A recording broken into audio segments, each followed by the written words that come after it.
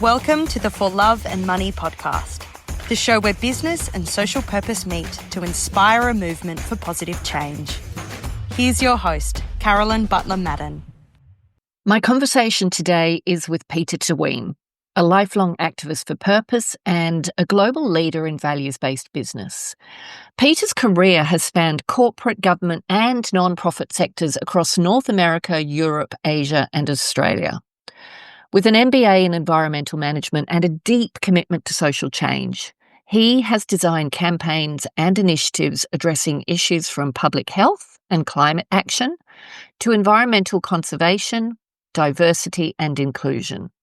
In all of his work, Peter has championed the idea that business must be about more than profit. It must also serve people and society. In our conversation, Peter shares the personal journey that shaped his purpose, starting with his awareness of apartheid's impact on consumer choices in the 1980s, through to his leadership roles, where he's influenced thinking about the role of business in our communities. We explore his philosophy of curiosity over judgment, his personal experiences as a gay man and father of a child with disabilities, and his observations of shifting attitudes toward diversity in Australia. He speaks candidly about his cancer diagnosis and what it has taught him about living with authenticity and how it has deepened his perspective on leadership, legacy, and purpose.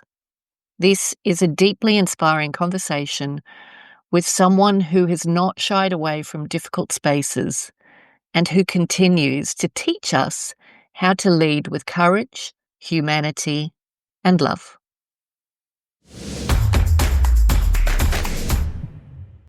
Peter, welcome to the For Love and Money podcast. Thank you so much for joining us. My pleasure. Happy to be here. The first question I ask every guest on this podcast is one about love. And I'd love to ask your view on whether there is a role for love in business.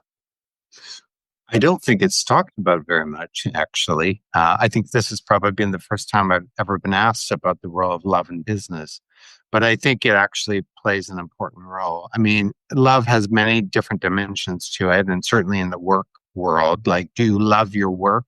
Do you love the people that you work with? Do you love the achievements that you're having? But I think love also relates to allowing people to feel valued and important for the role that they're playing in the organization and what they're doing. Yeah, and that's so important, isn't it? And yet it's something that so many organizations just fail to hit the mark on. Yeah. They're valuing their people. Yeah. So you have been described as a lifelong activist for purpose, from your work in Canada with the Social Purpose Economy Project to your current leadership role. And from our recent conversation, you've also been around the world doing many things aligned to purpose. So I'm curious as to what first set you on this path, Peter. What first set me on this path was actually apartheid.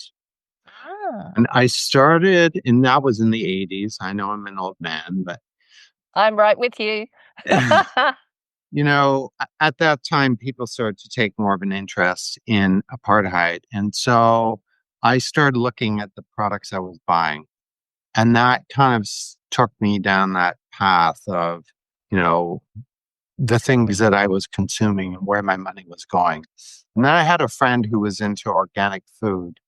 And then I started to get into that, right? And, what am I eating? And if I can't pronounce some of the words, the ingredients in the food I'm eating, why am I eating that? And then, that sort of just evolved. And when I went to university, or when I did my MBA in 1993, so 32 years ago, I did it with a specialization in environmental management. Because there wasn't actually, the whole space of sustainability was not really well identified at that point in time. It was still more about the environment or about social issues, but that notion of sustainability was fairly nascent at that time.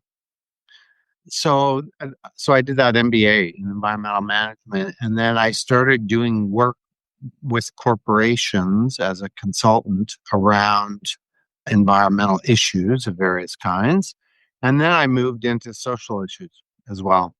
And so that's kind of what took me on that journey. And then, you know, I worked for a range. I both had roles at organizations in a senior capacity, as well as a consultant working on a variety of these things.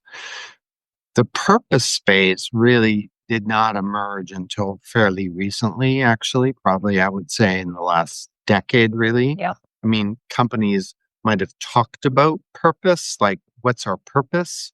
But that whole notion of, you know, what is a corporate purpose or social purpose even more specifically, and how does the organization, you know, how does the organization see its role in society? What's the contribution it wants to make? How does it want to distinguish itself from competitors, attract employees, and that kind of thing?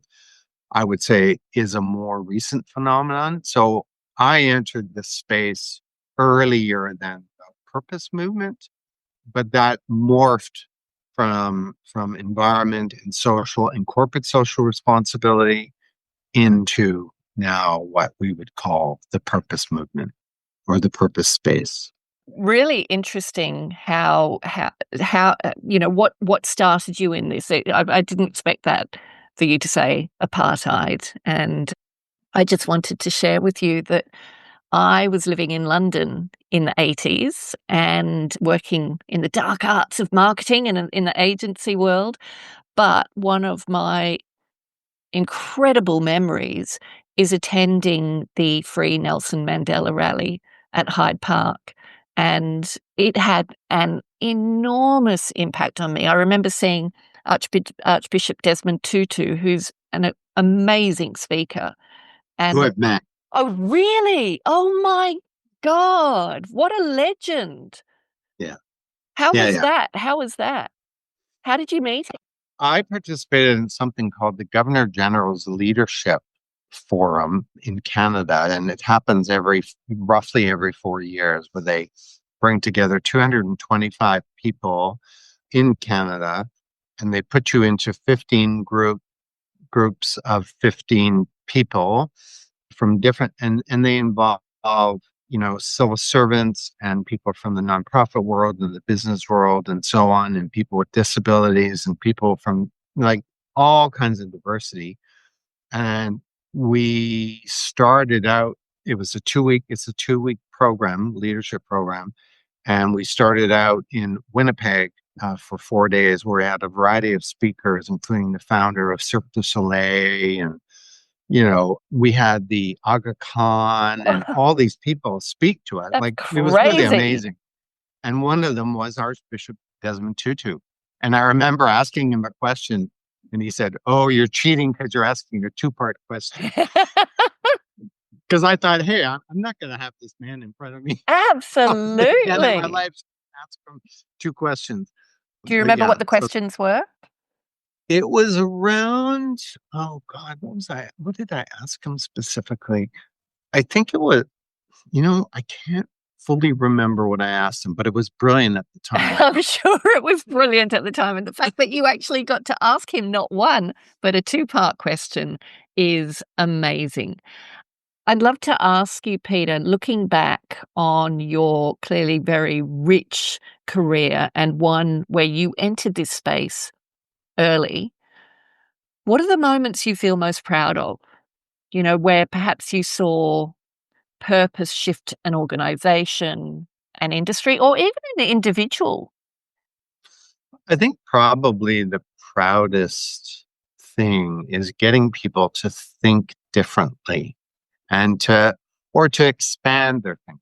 It's not even thinking differently per se, but it's to expand their thinking. Like, what is the role of a business? And so this is oft quoted, but you know, that Friedman style of economics, right? Which is the purpose of the corporation is to maximize shareholder value, and that's all you do. And I think it's a very limited view to not to, I mean, there's more than one way to get there, obviously. And if you're not in line with social norms, or if you're not connecting with your stakeholders and so on, how can you possibly maximize shareholder value, right? That is not the only way to judge whether a corporation is doing the right thing. And you can maximize shareholder value by being more aligned with social values and social norms and what the community expects and that kind of thing. And we've seen companies that have ignored those issues. Well, for example, let's look at the tobacco industry as a great example. It's lost its social license to operate because it's just it was out of sync. So I think a company that has a purpose or and is purpose driven tends to look at its role in society more broadly, right? And so I think that the frustrating part of this is that it's not really taught in business school. And when you go to business school, they teach you about publicly traded corporations and private corporations. You might get a little bit about entrepreneurship and that kind of thing. I used to work for one of the largest retail cooperatives in Canada. You never hear anything about a co-op model and how that might work, right? Which is a very different model, for example. And so, I think people just don't get educated on the fact that there are different ways of maybe viewing what a corporation is there to do, or how it can function and how it can deliver greater benefits than just profit maximization. So, that's kind of the mindset that I've always had and tried to introduce people to that way of thinking, not making them wrong for the way that they think or where they come from. In many cases, it's just people haven't had the opportunity to think more broadly, or they didn't even know it was a thing. Oh, I didn't even know this existed. Or that I had the license to even think this way, right? Because a lot of times in a corporate environment or an organizational environment, you're just trying to fit in. Mm-hmm. You don't want to rock the boat too much. Some people do. I tend to be a bit of a boat rocker, but a lot of people just want to, kind of find their footing and not upset things too much. Yeah. And so, that's kind of the mindset. And that is something to be incredibly proud of, because that's not a little shift when you get people to actually reframe their understanding of the role of business. And I'm sure you've seen, like, when the lights go on and the excitement sets in and the energy lifts, and that's really something to behold, isn't it? Yeah. Oh, absolutely. And when people go, oh, I didn't even. So, I had this discussion with a friend on a trip that I had to Europe and North America, and I think we might be talking about that later. But she said to me, I met her actually. It's a funny story. I met her in New Zealand. We both had motorhomes or caravans, and we were going from the North Island to the South Island. And we ended up, we were on the ferry for that trip, but then we ended up at the same campground, and we didn't even know that that's where we were both going. Oh, and really? So then it was like, oh, you're here, kind of thing. And so we had a long conversation that night, and then we arranged to see them again in Christchurch based on their travels and our travels. And then she told me this summer, she said, Peter, you've totally changed in that moment. And that was in 2010. You changed the way that I thought about things. And she said, I never really expected that. And that's stuck with me. She's a marketing person and has worked in that space for her career. But she said, I now consider things in a different way than I ever did before. And so I didn't know that until she told me that, like 2 months ago. But I was really happy, and I know that I've had that impact on other people, because I've had a lot of people come to me over the last period of time because of a cancer illness that I have, and say, you've had a really big impact on me. And unfortunately, it sometimes requires or it results in, a significant event to happen before people tell you how they feel about you or the impact you had on them. But I've honestly, like, dozens of people say to me, you've had a big impact on me. And I don't say this to be self-important, but also to give people a sense of agency Yeah. that you actually matter and that you actually can have an impact on other people. Like, it's important to shine your light and to share how you feel, and you have more power than you probably, knew. And it's really important, I think, to act on that or to actualize that to the greatest degree possible. So, Thank you for sharing that with us, and we're going to go deeper into your what you're currently experiencing. Before we do, I do want to spend a bit of time in the work that you have done to date, because it's important work, and I think it's important that people understand, what you've achieved. And what really stands out to me about your work is that you've stepped into complex spaces where others might shy away from those, like gambling. And I'm curious as to what drew you to tackle these challenges specifically. probably, probably a little bit a naivete, but also I think a desire. I think people oftentimes have preconceived notions of different things, and they're not open to exploring what that could look like in a different avatar or a different expression or whatever. And I'm, I do have values, I do have standards, and there's things that I will do and there's things that I won't do.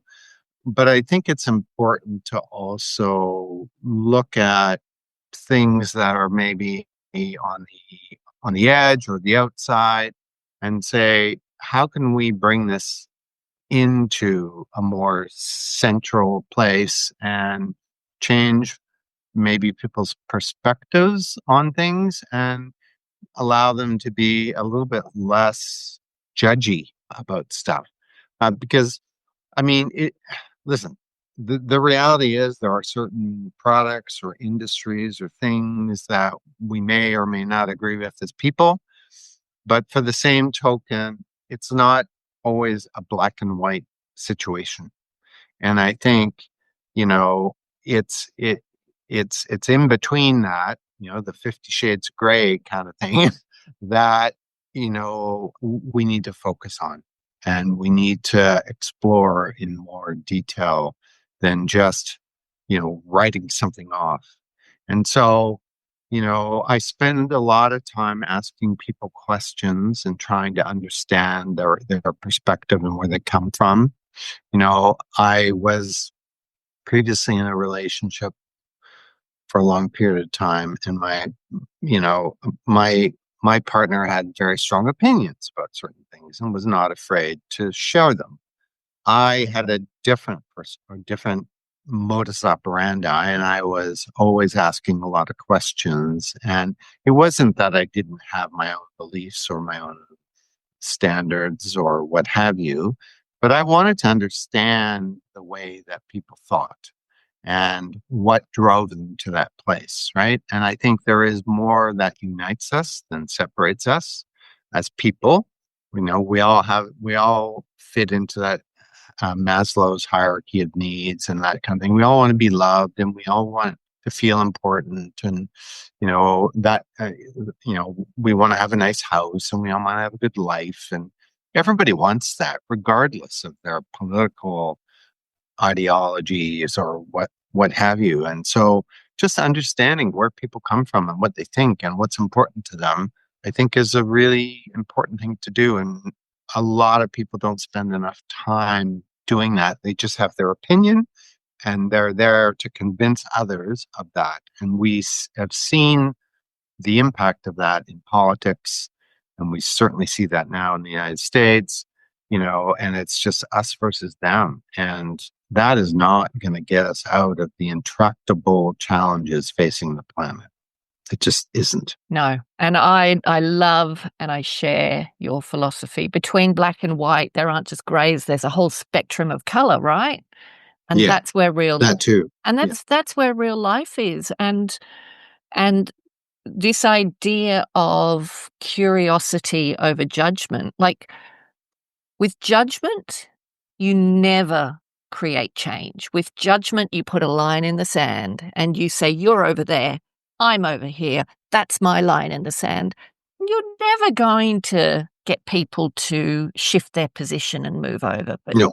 Curiosity is what does it. And I love, Peter, that you have dived in to complex spaces because, they exist.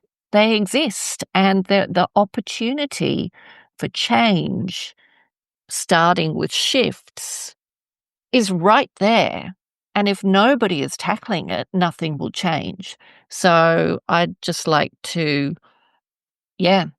acknowledge you for that and thank you for actually doing that work because it's so crucially important. Yeah. Thank you.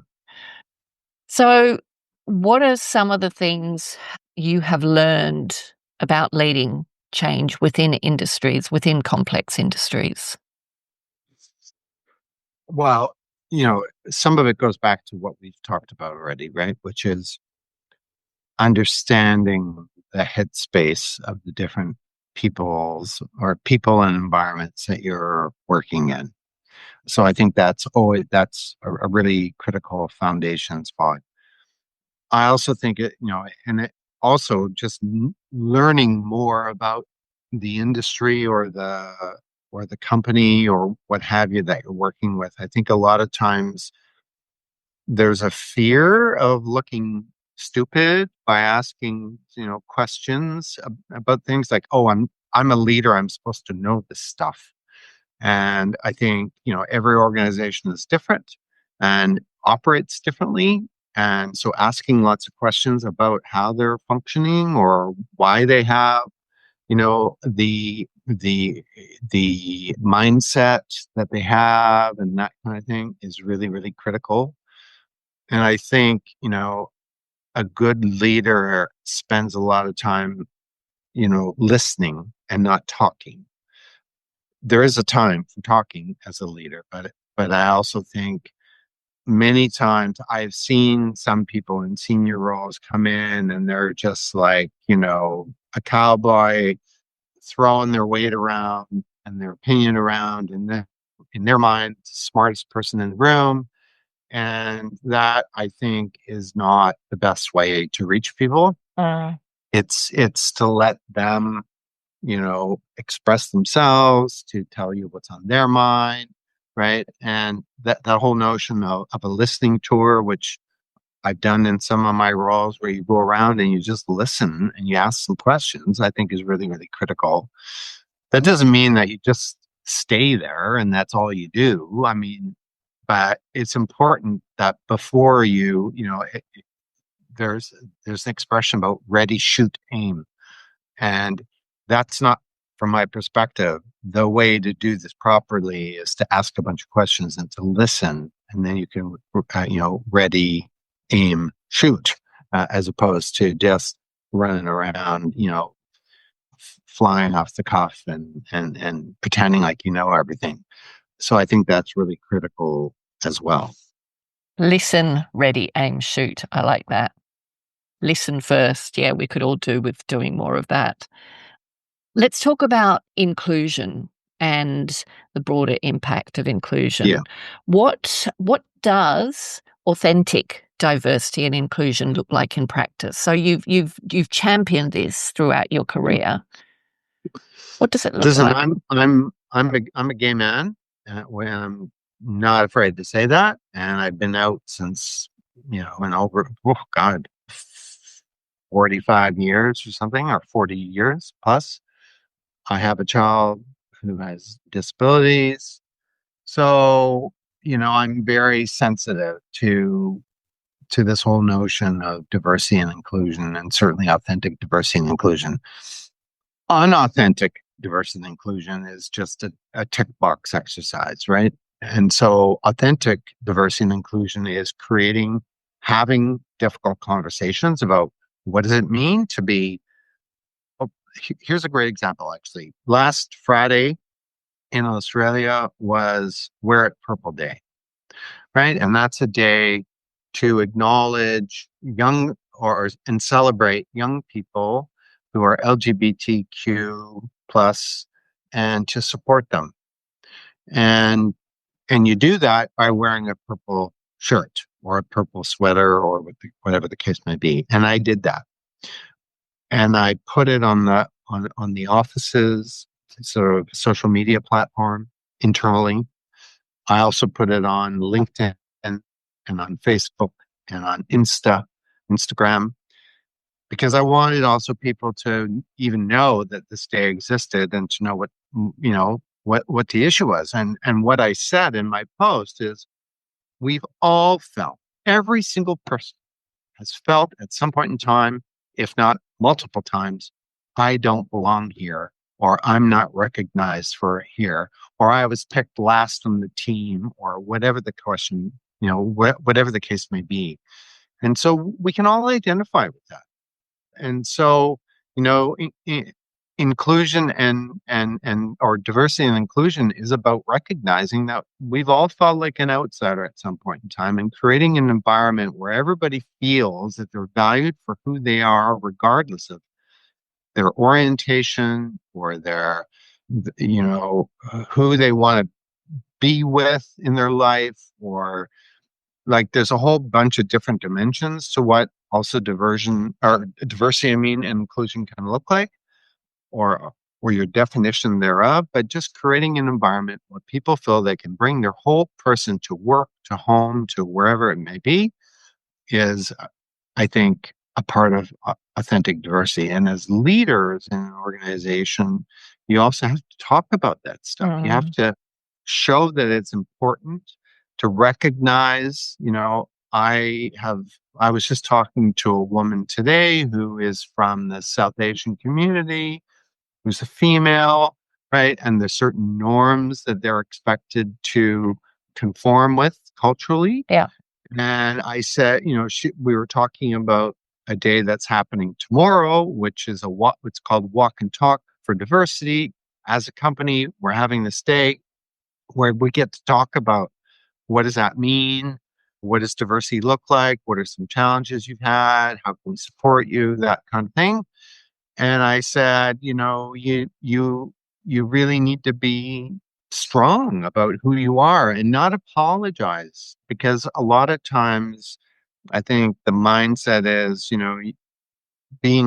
feeling like you're not good enough, or having an imposter syndrome, or what have you. And I said, tomorrow, be strong with your group and you have something to contribute, right? And people don't hear that enough, I don't think, as well. And so that was just the nature of that conversation earlier, but it was about diversity and inclusion, right? And making sure that the person felt like they belonged in this conversation, and that they would have something to say, and that people could maybe walk away and learn something new from what they had to contribute. Enjoying the podcast? If you're looking for more inspiration, head to our website, thecauseeffect.com.au, for more resources on how you can start using your business as a force for good. Or buy the For Love and Money book. Every copy sold allows us to protect 1 square metre of rainforest.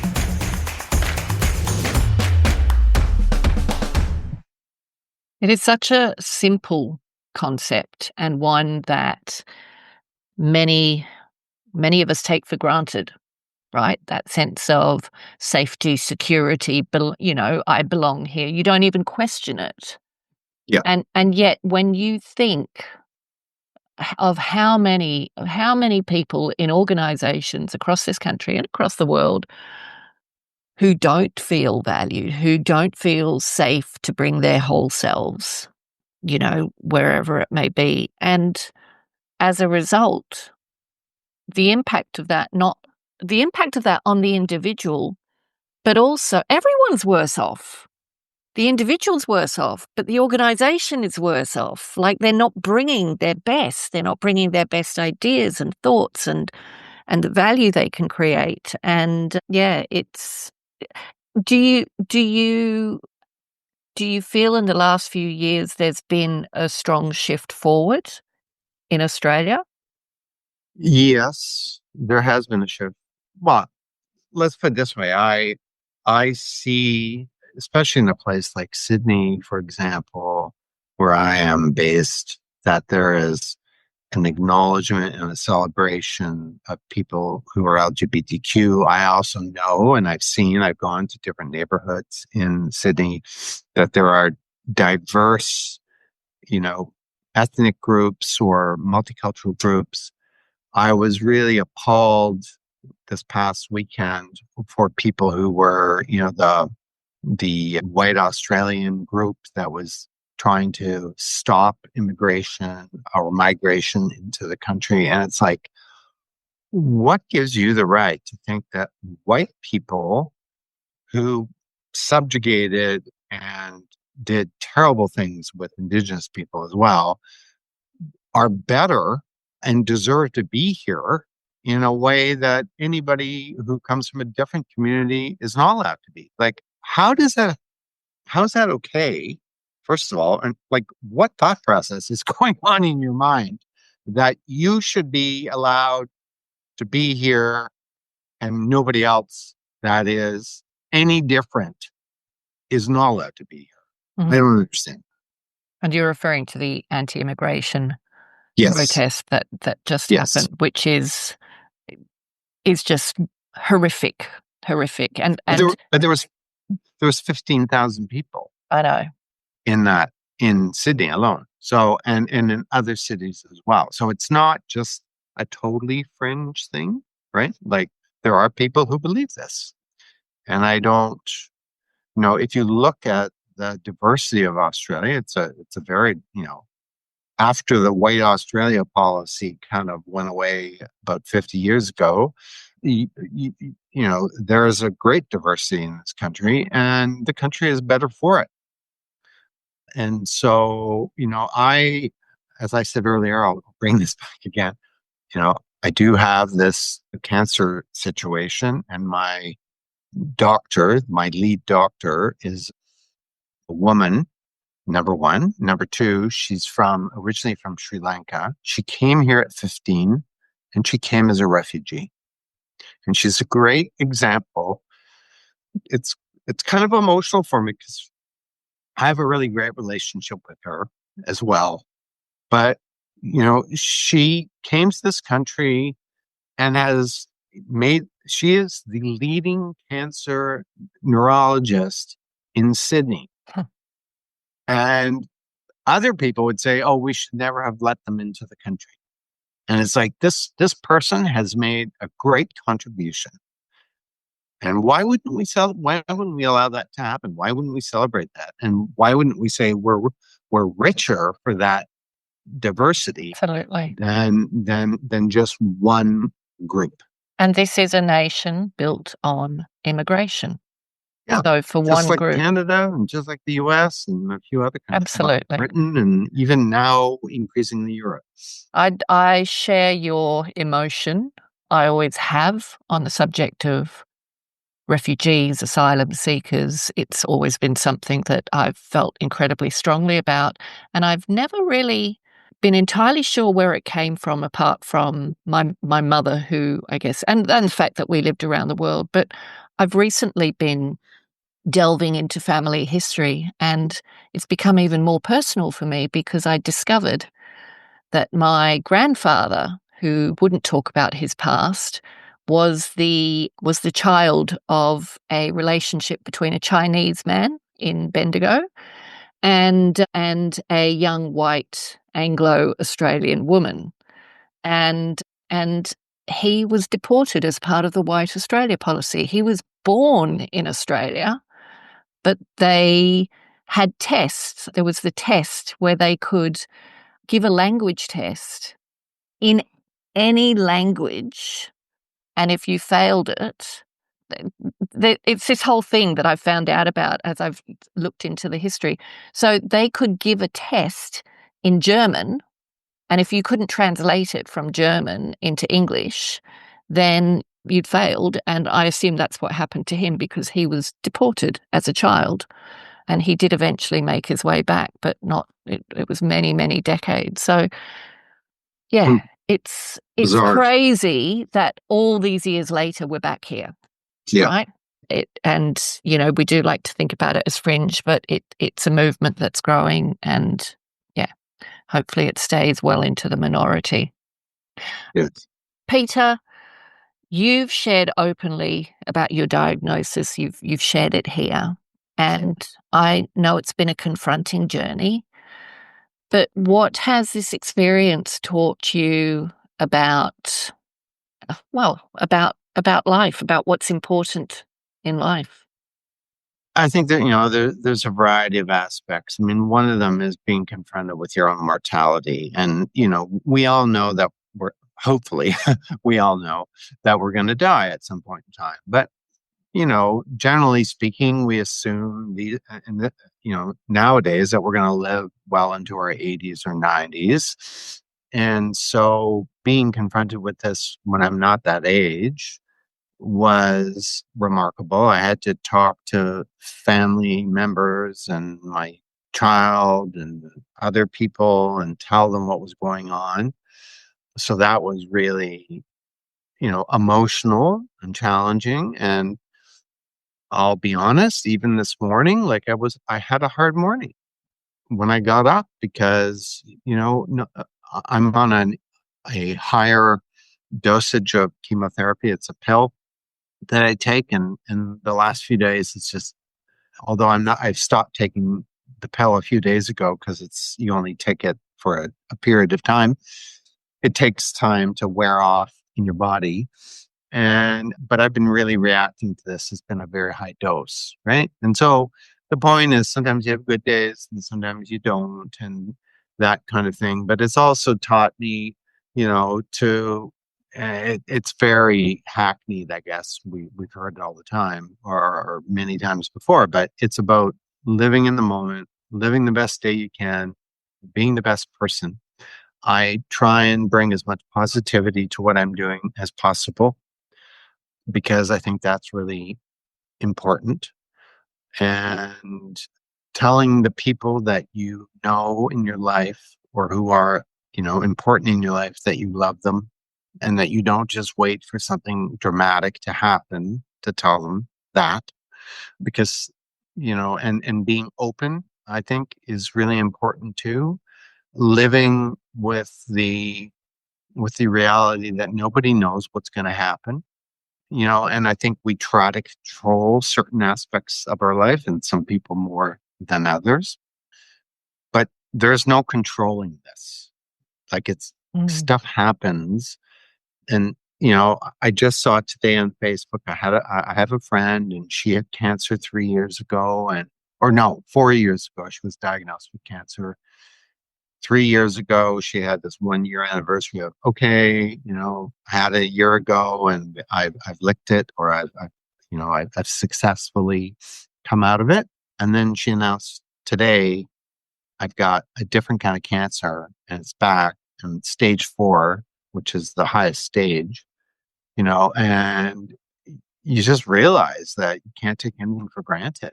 And certainly with what I'm going through, nobody can tell me what's going to happen. I've had different time frames given to me about how this is going to transpire or what it might look like and that kind of thing. And nobody knows.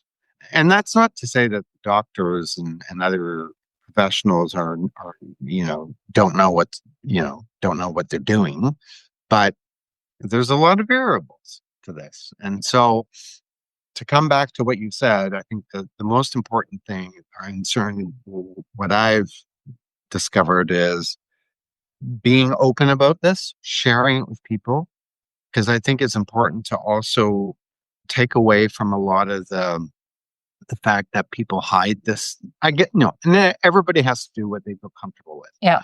But I think people feel ashamed of it, or they don't want to talk about it, or they don't want to draw attention to it. But I also look at issues, whether it's mental health or sexuality or whatever.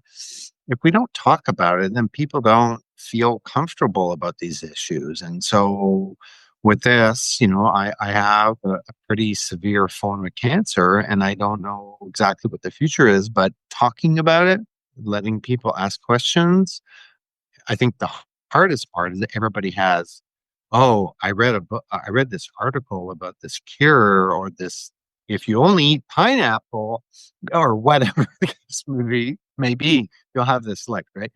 So it's also kind of figuring out how to moderate and how to manage yourself and your emotions and other things through this process. That's also been a challenge for sure.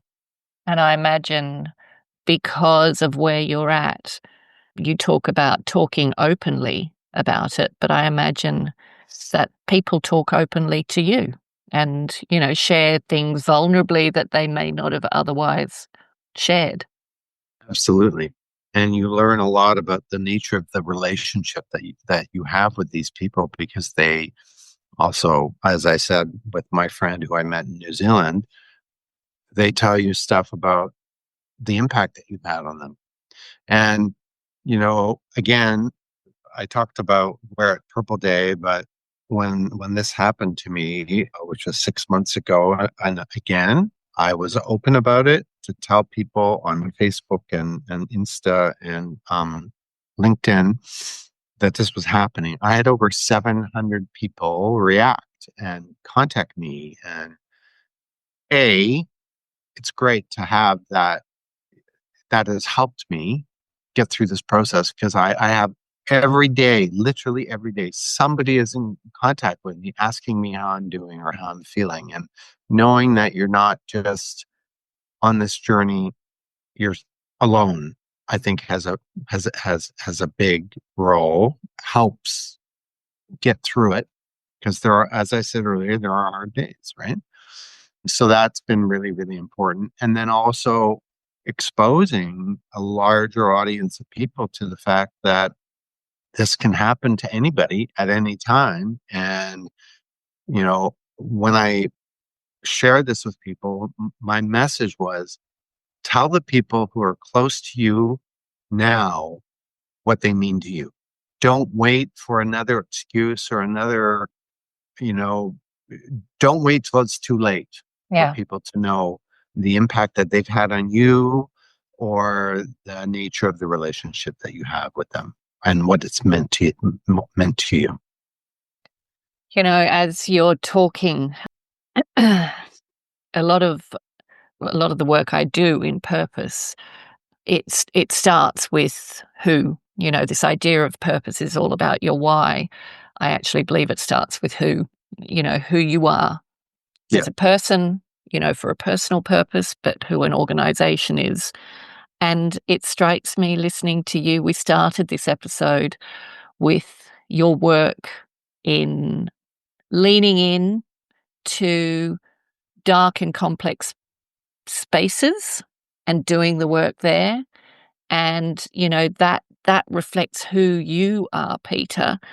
And again, as you're going through a dark period of your life, that you're not afraid to open up space, to have conversations that are hard, but are so important to people and to you. Yeah.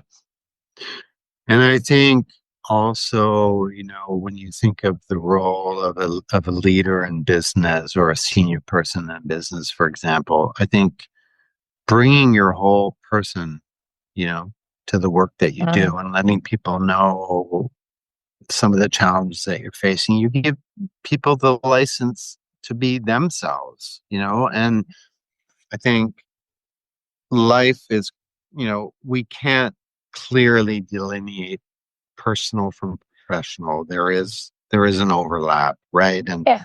something might be going on in my life with my kids, or with my husband, or my mother is ill, or whatever the case may be. And then if a person feels like that they can't talk about that, or they have to pretend like everything's fine, well, that's weird from Yeah. my perspective. Yeah. Like, and it's not giving that person credit.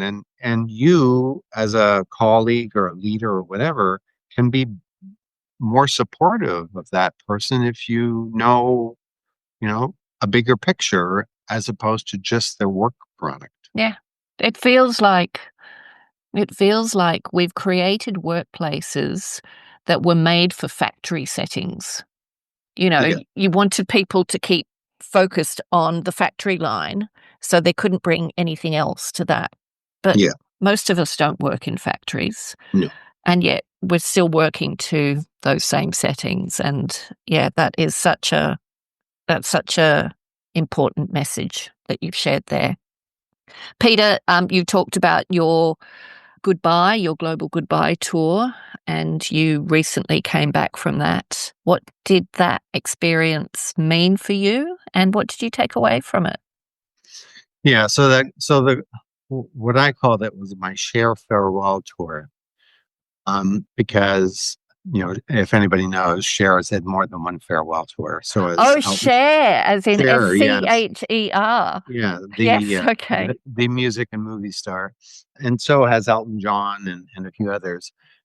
It's kind of a bit tongue in cheek because I was told earlier this year, we're not sure how long you have to live, and you should go on it if you want. If you have some stuff on your bucket list, or you want to see some people, you should probably think about doing that now, just to make sure that you do it before you can't do it anymore. And that's what brought about the Goodbye Global Tour, as you're calling it. For me, I took my partner with me, and he was amazed by by the way that people were, by the things that they said about me, and all, and the love that they showed, and so it was like a love bomb, a 4-week love bomb, basically. And I saw over 100 people in Canada and the Netherlands and London as well. And so from that perspective, it was a really good, balm for the soil, as a soul, I should say. So it was really good from that perspective. And it reconnected me with some people that I hadn't seen in a while, and so on. So from that perspective, it was really great, and it helped to reinforce, the contribution that I think that I made, and the impact associated with that. And that must feel incredibly Yeah. satisfying to you. Yes. Absolutely.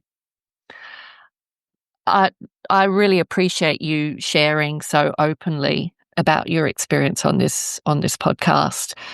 I want to bring it back to leadership because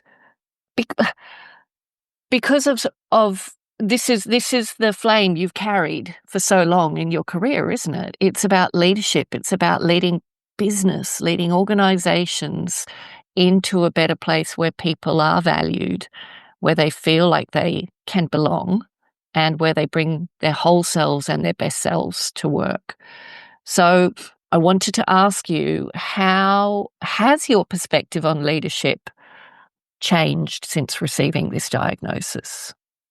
I don't know that my perspective on leadership has changed because of the diagnosis. Yeah. I think what it's done probably is it's just underscored the importance of the perspective that I have about leadership, right? And that leaders should bring their whole selves to work. They should set the example. They should listen more than they talk, at least initially, that kind of thing. So I think it's not that there was a big aha moment around leadership when this happened. It just revealed or underscored for me what good leadership looks like, and it reinforced that I was on the right track. And it's given me, now that I'm I have some uncertainty around what the future might look like. It gives me some license to talk about it. So I am, I have had a few different people come to me to talk about, to ask me to talk about leadership and that kind of thing. And so that's been really beneficial and has helped to reinforce, I think, my own resolve around the role of the business, how it can be different than, or how there are different expressions of it. And now a lot of people's notion of that is quite limited because they haven't been exposed to different perspectives. And so if we can open people to a different point of view around what the role of business is or what their role in a company or an organization or a company can be, then I think that's a good thing. Absolutely. Absolutely. And yeah, it doesn't surprise me there hasn't been a drastic change because it's not as if you've been working in the dark arts and suddenly have this epiphany that, oh my God, it's meaningless. It's Yeah. you've been traveling this path all along. So you are a leader in the global purpose movement, and you have been for some time. What advice do you have for leaders who are still hesitating on, doing something with purpose? Well, I think part of it is what's stopping you? Like what's the blockage? Because how can you not value the purpose of a company and ideally a social purpose for the company? Like what's the contribution that you're going to make to society, right? And if you look at different, if you look at all the statistics associated with purpose and social purpose and what it means in terms of your ability to attract and retain employees and what it means for the kind of customer base that you have, the loyalty that they feel for you and the nature of your stakeholder relationships, and that you will not find yourself in the same place if you're not purpose driven and you're not community minded. You'll find yourself constantly being, questioned and that kind of thing. It just strikes me as being amazing that somebody is hesitating on this. Like, Mm. what is leading you to be hesitant? I think is the question to ask. And if it's because, well, I don't feel like I know enough, well, then learn more, like just learn more. Or I don't want to look stupid. Well, ask a lot of questions. Like there's a bunch of ways to Curiosity. overcome. Yeah. That comes back to the curiosity. That's right. So I don't know why you would feel hesitant about purpose other than I don't really know a lot about it. Mm. And there are a lot of resources that you can read. There are increasingly business school courses and programs around the space. There's a lot of, like, just Google it or use your favorite AI tool around, purpose in business, and you'll find a wealth of resources. And there's people like Simon Sinek, who's been in the space for a long time, and Porter, from Harvard, and so on. There is no shortage of content to help school you or give you a different perspective around this not face, subject. So if you're hesitating, just start learning. That's what I would say. Thank you. Thank you. And I'd like to add to that question with a question about legacy, but I want to connect it to what you've just talked about with other leaders Sure. as well. Yeah.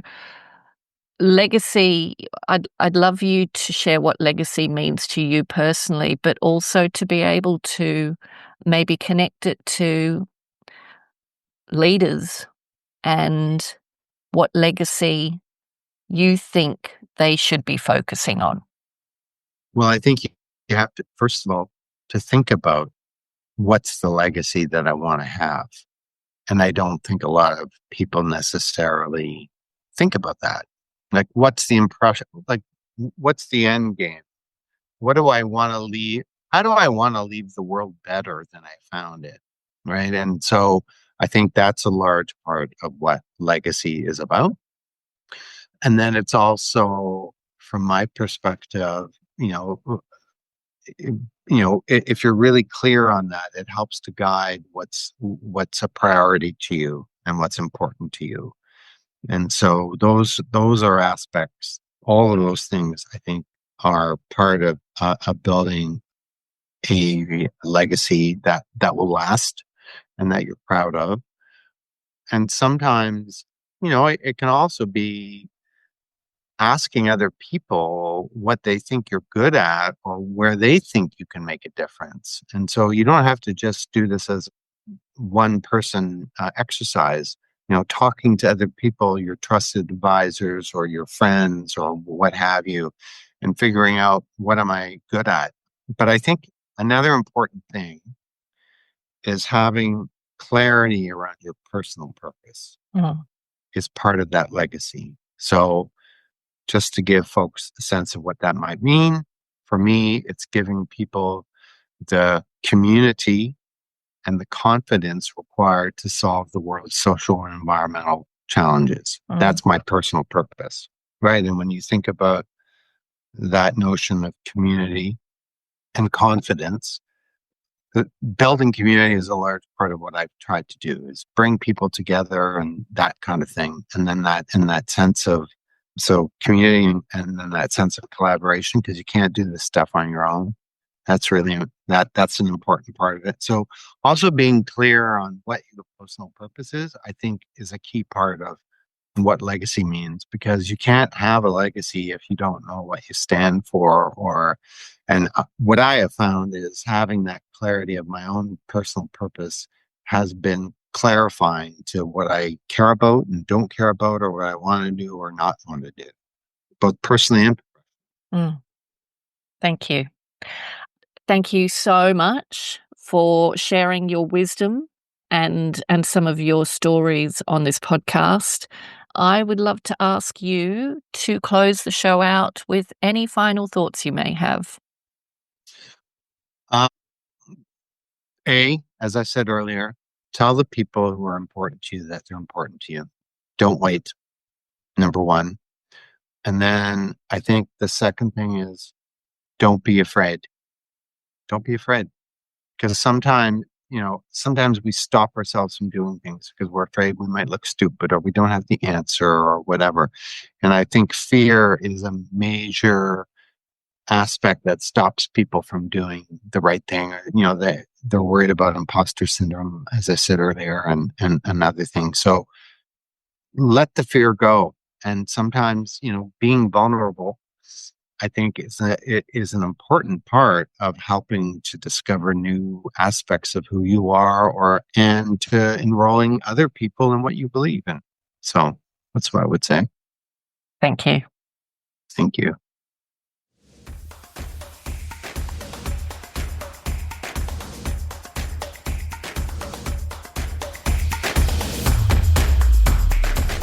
Thanks for listening to this episode of the For Love and Money podcast.